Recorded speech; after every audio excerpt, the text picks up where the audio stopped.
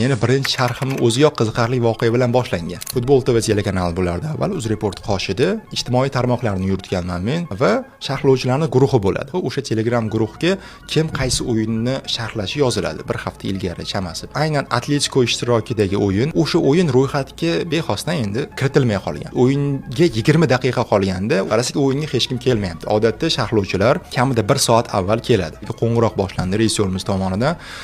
Hech kim javob bermayapti. Chunki kechasi 12 atrofidagi o'yin. Tabiiyki, sharhlovchi bo'lish niyatida kelgan, lekin ungacha o'sha yo'lni bosib o'tishga harakat qilayotgan men sharhla olaysizmi degan savol bo'lgan. O'sha jarayonda men o'zim yaxshi eslayman, haligacha ikkita savol aylangan.